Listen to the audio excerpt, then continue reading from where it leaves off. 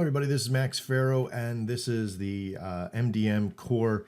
I wanted to quickly show you that in this segment, I'm just going to do a quick overview of the two processes that we're going to be using to do the trades with. The first one that we're going to talk about is at the money trading, right? And this is where like the Audi USD did a call for 76.32.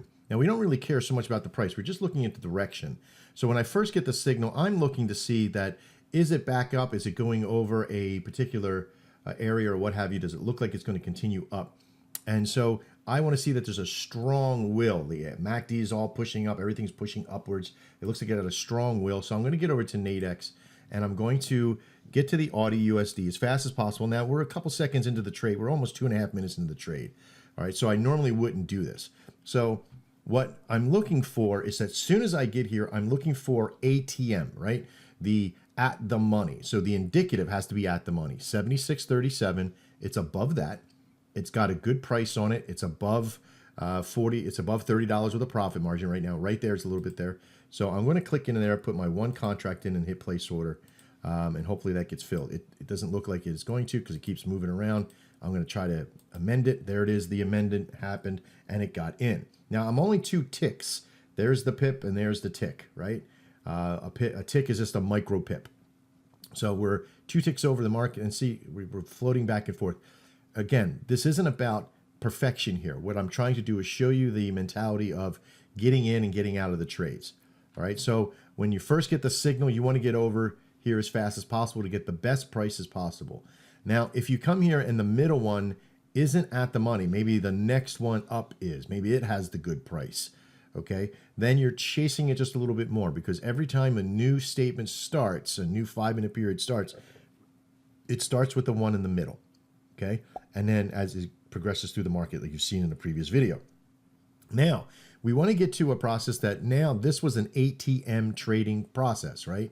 That we didn't even look at the price that was on inside the statement here, right, which was the Audi USD 7635. We could have looked at that process and said 7635 and came here and said 7635 came down to here, right? If there was a price on it, we could have done that.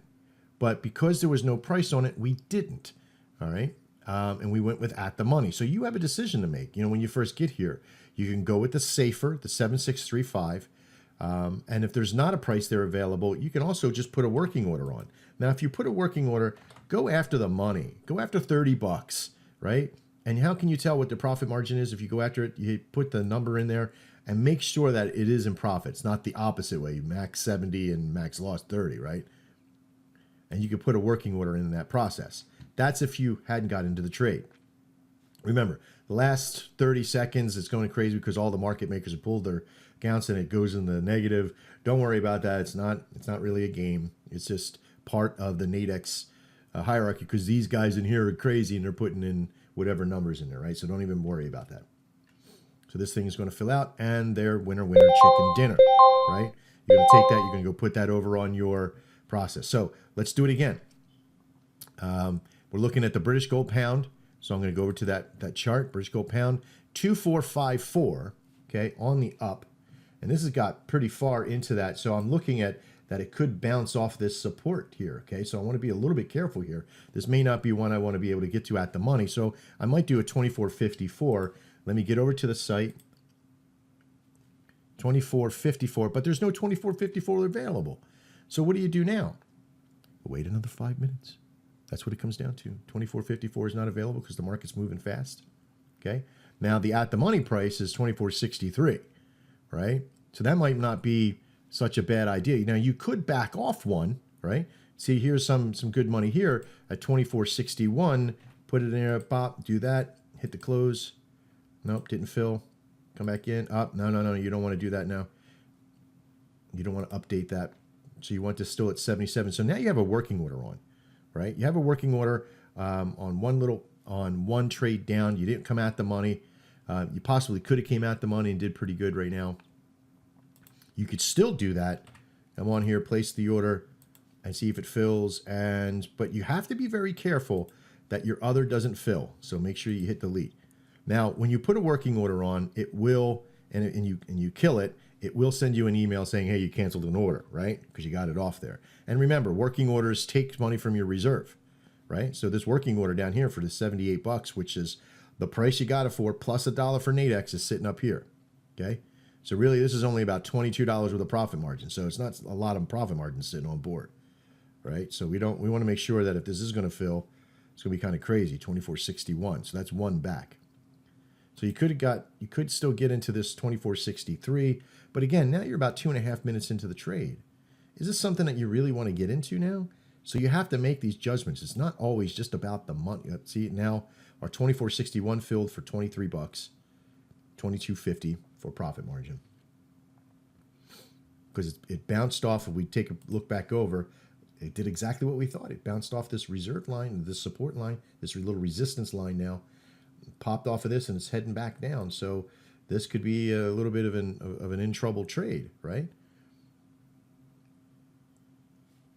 So we're going to sit here for just another 2 minutes. I'll show you a couple more small details in this. You can go back and look at some of your other trades. Start using the support and resistance as well in this solution. Okay.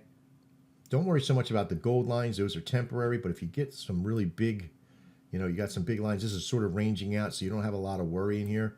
A lot of these trades will usually, if you don't get some good feedback, like you see some, some other things happening behind you, there's always these things that could go wrong, right? So if you got a good consistent MACD, maybe it's not bouncing off the top, you can kind of see like this is on the way.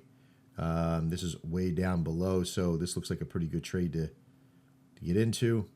You might want to use the tip of the arrow, which is the same price as what the alarm gives. The tip of the arrow is the same price, the indicative price, is what the alarm gives on the system.